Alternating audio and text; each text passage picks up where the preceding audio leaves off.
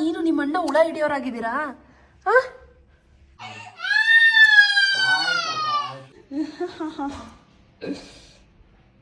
ರೀತಾ ಏನಿದು ಕೂದ್ಲು? ಮರಿ ಬೆಕ್ಕು ಒಂದು ಹಾಲು ಕದ್ದು ಹೋಗಿದೆ. ನಿಮ್ಮ ಹತ್ರ ನಾನೇನೋ ಒಂದು ಪುಟ್ಟು ಖುಷಿ ವಿಷಯ ಶೇರ್ ಮಾಡಬೇಕು.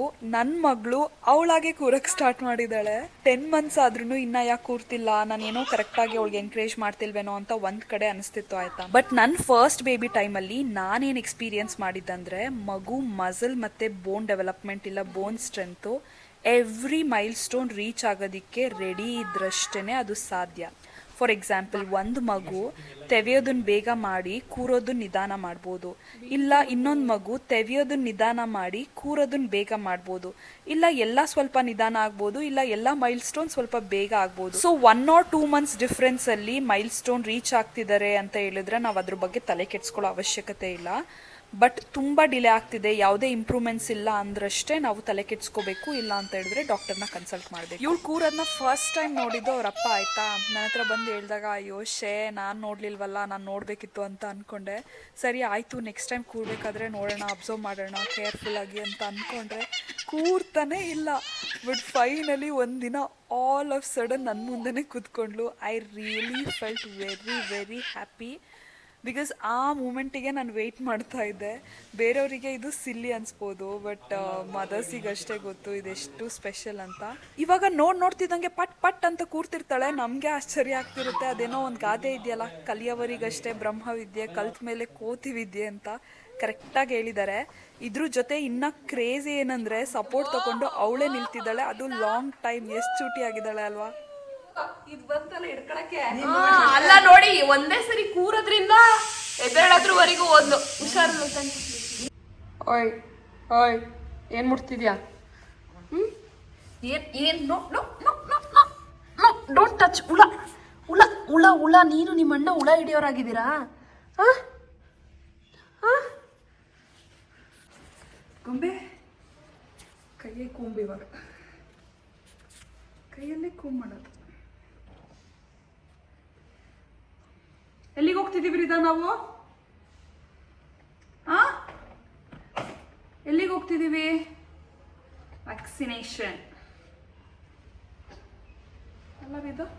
ಇದೋಗ್ತೀಯ ಏನೋ ಲೂಸ್ ಆಗಿದೆ ಎಲ್ಲ ಸ್ವಲ್ಪ.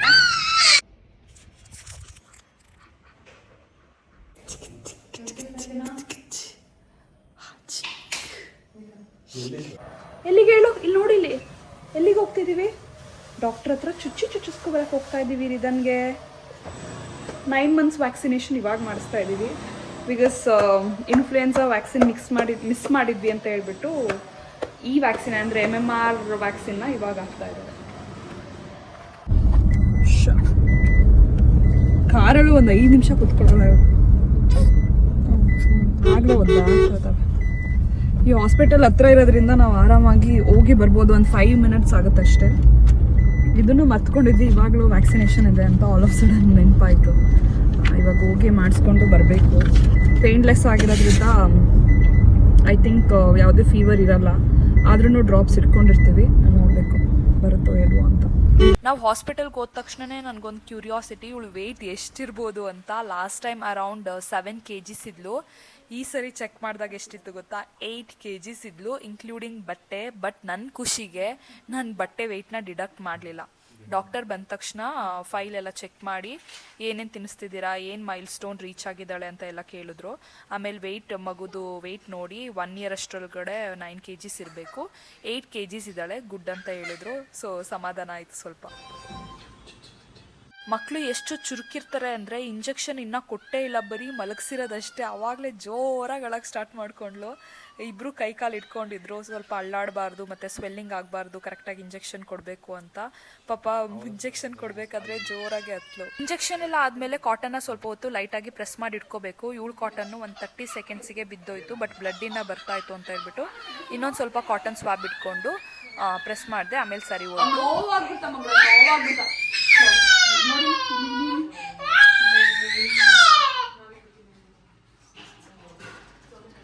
ನಾವು ಇವಳಿಗೆ ಕೊಡಿಸಿದ್ದು MMR ವ್ಯಾಕ್ಸಿನೇಷನ್ನು. ಇದು ಅರೌಂಡ್ 1000 rupees ಚಾರ್ಜ್ ಮಾಡಿದ್ರು. ಪ್ರೈವೇಟ್ ಆಗಿರೋದ್ರಿಂದ ಯಾವುದೇ ಜ್ವರ ಮತ್ತು ಪೇಯ್ನ್ ಆಲ್ಮೋಸ್ಟ್ ನಿಲ್ಲಿರುತ್ತೆ. ನಾವು ಪೇರೆಂಟ್ಸ್ ಆಗಿ ಒಂದೊಂದ್ಸರಿ ಎಷ್ಟು ಮಿಸ್ಟೇಕ್ ಮಾಡ್ತೀವಿ ಅಂದರೆ, ಅಥರ್ವಿಗೆ ಸೀಜರ್ಸ್ ಬರ್ತಿತ್ತು, ಅಂದರೆ ಫಿಟ್ಸ್ ಒಂದ್ಸರಿ ಬಂದಿತ್ತು ಅಷ್ಟೇ, ಆಯಿತಾ. ಸೊ ಆಲ್ಮೋಸ್ಟ್ ಅವನು 10 months ಇರಬೇಕಾದ್ರೆ ಬಂದಿತ್ತು. ಆಮೇಲೆ ಡಾಕ್ಟರಿಗೆ ತೋರಿಸಿದ್ವಿ. ಸೊ ಫ್ರೀಸಿಯಮ್ ಅಂತ ಒಂದು ಟ್ಯಾಬ್ಲೆಟ್ ಕೊಡ್ತಾಯಿದ್ರು, ಹಾಫು. ಅದನ್ನು ಅವನು 6 yearsವರೆಗೂ ಜ್ವರ ಬಂದಾಗೆಲ್ಲ ಕೊಡಿ ಅಂತ ಹೇಳ್ತಾರೆ. ಸೊ ಏನಾಯಿತು ಅಂದರೆ ಅವನಿಗೆ ಗ್ರ್ಯಾಜುಯಲ್ ಆಗಿ ಜ್ವರ ಬರೋದು ಕಡಿಮೆ ಆಯಿತು. ಹಾಗೆ ಇನ್ನೇನು ಸ್ವಲ್ಪ ದೊಡ್ಡವನಾದ್ಮೇಲೆ ಅಂತ ಹೇಳ್ಬಿಟ್ಟು ಸ್ಟಾಪ್ ಮಾಡಿದ್ವಿ. ಇವಾಗ ಯಾವುದಕ್ಕೂ ಇರಲಿ ಇವಳಿಗೂ ಬರುತ್ತಾ ಏನು ಅಂತ ಹೇಳ್ಬಿಟ್ಟು ಕೇಳ್ತಾ ಇದ್ವಿ. ಅವನಿಗೆ ಆಗ್ತಿದ್ದೀರಾ ಅಂತ ಹೇಳಿದ್ರು ಡಾಕ್ಟರು. ನಾವು ನಿಲ್ಲಿಸ್ಬಿಟ್ಟಿದ್ವಿ. ಅದನ್ನು ಹೇಳಿದ್ವಿ ಅವರಿಗೆ. ಹೇಳಿದ್ದು ಒಳ್ಳೇದೇ ಆಯಿತು. ಏನು ಹೇಳಿದ್ರು ಅಂದರೆ, ಆ ಟ್ಯಾಬ್ಲೆಟಿಂದ ಏನೂ ಪ್ರಾಬ್ಲಮ್ ಆಗಲ್ಲ, ಬಟ್ ಫಿಟ್ಸ್ ಅನ್ನೋದೇನಿದೆ ಅದು ಸಡನ್ನಾಗಿ ಬಂದ್ಬಿಡುತ್ತೆ. ಮೈಲ್ಡ್ ಜ್ವರ ಇರುತ್ತೆ, ಸಡನ್ನಾಗಿ ಸೀಜರ್ಸ್ ಬರೋದೇ ಗೊತ್ತಾಗಲ್ಲ. ನೀವು ಹಿಂಗೋಗಿ ಹಿಂಗೆ ಬರೋಷ್ಟರೊಳಗಡೆ ಬಂದಿರುತ್ತೆ ಮಗುಗೆ. ನೀವು ಕರ್ಕೊಂಡು ಬರೋಷ್ಟರೊಳಗಡೆ ಮಗು ಬ್ರೈನ್ ಎಷ್ಟೊಂದು ಡ್ಯಾಮೇಜ್ ಆಗಿಬಿಟ್ಟಿರುತ್ತೆ. ಸೊ ಆ ರಿಸ್ಕ್ ತೊಗೊಬೇಡಿ. ಫ್ರೀಸಿಯಮ್ ಹಾಕೋದ್ರಿಂದ ಅಂದರೆ ಟ್ಯಾಬ್ಲೆಟ್ ಕೊಡೋದ್ರಿಂದ ಯಾವ ಪ್ರಾಬ್ಲಮ್ ಆಗಲ್ಲ. ಇವಾಗ ಇವನ್ ಏಜಿಗೆ 1 ಟ್ಯಾಬ್ಲೆಟ್ ಕಂಪ್ಲೀಟ್ ಟ್ಯಾಬ್ಲೆಟ್ ಕೊಡಿ ಅಂತ ಹೇಳಿದ್ದಾರೆ 3 daysಗೆ, ಅಂದರೆ 6 ಟ್ಯಾಬ್ಲೆಟ್ಸ್ ಕೊಡಬೇಕು. ಸೊ ಇನ್ಮೇಲಿಂದ ಆ ರಿಸ್ಕ್ ತಗೊಳ್ದೆ ಅವನಿಗೆ ಕಂಟಿನ್ಯೂಸ್ ಆಗಿ ಟ್ಯಾಬ್ಲೆಟ್ ಕೊಡಬೇಕು. ಜೊತೆಗೆ ಇವಳನ್ನು ಅಬ್ಸರ್ವ್ ಮಾಡ್ತಿರ್ಬೇಕು ಪ್ರತಿ ಟೈಮ್ ಜ್ವರ ಬಂದಾಗ. ಬಿಕಾಸ್ ವಿನೀತ್ಗೂ ಕೂಡ ಸೀಜರ್ಸ್ ಅಂದರೆ ಫಿಟ್ಸ್ ಬರ್ತಿತ್ತು. ಇವನಿಗೂ ಬಂದಿರೋದ್ರಿಂದ ಇವಳಿಗೂ ಚಾನ್ಸಸ್ ಇದೆ. ಸೊ ಎವ್ರಿ ಟೈಮ್ ಜ್ವರ ಬಂದಾಗ ಅವಳನ್ನ ಕೇರ್ಫುಲ್ ಆಗಿ ಅಬ್ಸರ್ವ್ ಮಾಡಬೇಕು. ಜೊತೆಗೆ ಹೈ ಟೆಂಪ್ರೇಚರ್ಗೆ ಹೋಗದೆ ಇರೋ ಥರ ನೋಡ್ಕೊಬೇಕು. ಅವನಿಗೆ ಜಾಸ್ತಿ ಹೈ ಟೆಂಪ್ರೇಚರ್ಗೆ ಯಾಕೆ ಹೋಗಿದ್ದು ಅಂದರೆ, ಡೆಂಗ್ಯೂ ಬಂದಿದ್ರಿಂದ. ಯೂಶಲಿ ಡೆಂಗ್ಯೂ ಬಂದಾಗ ಹೈ ಟೆಂಪ್ರೇಚರ್ ಇದೆ. ಸೊ ಆ ರೀಸನಿಗೆ ಬಂತು. ನಾನಿಬ್ರು ಮಕ್ಕಳನ್ನ ಆ್ಯಕ್ಚುಲಿ ಇತ್ತೀಚೆಗಷ್ಟೇ ಒಟ್ಟಿಗೆ ಆಟ ಆಡೋಕೆ ಬಿಡ್ತಾ ಇರೋದು. ಅದು ನಾವು ನೋಡ್ಕೊಳ್ತಿದ್ರಷ್ಟೇ. ಯಾಕೆ ಅಂದರೆ ಅಥರ್ವ್ ಇನ್ನೂ ಚಿಕ್ಕವನು, ಅವನಿಗೆ ಗೊತ್ತಾಗಲ್ಲ ಪಾಪು ಎಷ್ಟು ಸೆನ್ಸಿಟಿವ್ ಇರ್ತಾಳೆ ಅಂತ. ಬಿದ್ದುಬಿಡ್ಬೋದು, ಇಲ್ಲ ಏನಾದರೂ ಸಣ್ಣ ಪುಟ್ಟ ಆಕ್ಸಿಡೆಂಟ್ಸ್ ಆಗ್ಬೋದು ಅಂತ. ಇವಾಗಲೇ ಅವರಿಬ್ಬರಿಗೆ ಒಟ್ಟಿಗೆ ಆಟ ಆಡೋಕೆ ಇಷ್ಟ. ರಿದಾ ಅಂತೂ ಅಥರ್ವ್ ಹತ್ರ ಬಂದು ಆಟ ಆಡಿಸ್ತಿದ್ರೆ ಖುಷಿಗೆ ಕೈ ಕಾಲು ಬಡ್ದು ನಗ್ತಿರ್ತಾಳೆ. ಸ್ವಲ್ಪ ಹೊತ್ತು ಆಟ ಆಡ್ತಾರೆ, ಆಯಿತಾ. ನೆಕ್ಸ್ಟ್ ಮೂಮೆಂಟೇ ನೋಡಿ ಹೆಂಗೆ ಆಡ್ತಾರೆ.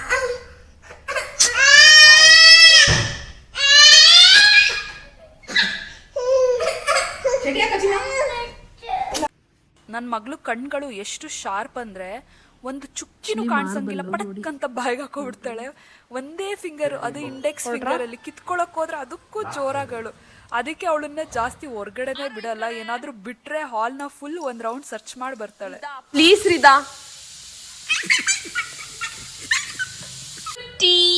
ರಿದು ಮಗ್ಲೇ, ಏನು ಮಾಡ್ತಿದ್ಯಾ? ಏನಕ್ಕೆ ಇದು ಹೇರ್ ಸ್ಟೈಲು?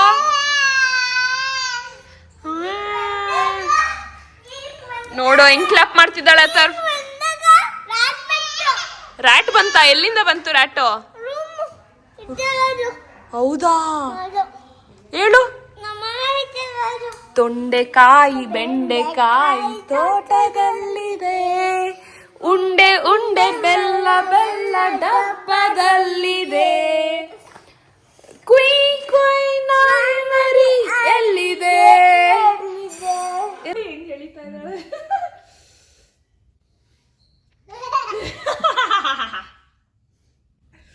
ನೋಡಿ ಇವಾಗ ನಾನು ತಿಂತಿರ್ತೀನಿ ಹೆಂಗೆ ಎಳಿತಾಳೆ ಅಂತ.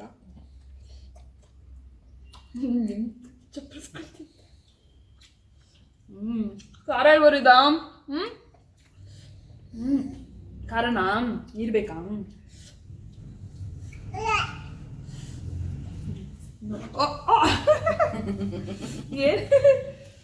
ಇನ್ನೊಂದು 2 ತಿಂಗಳು ವೇಟ್ ಮಾಡು.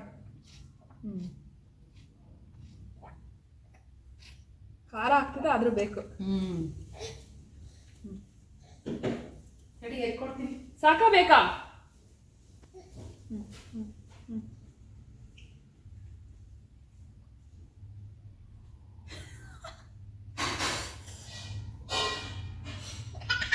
ಅವಳಿಗೆ ನಗು ಬರ್ತದೆ. ಅವರೇ ಕಾಳು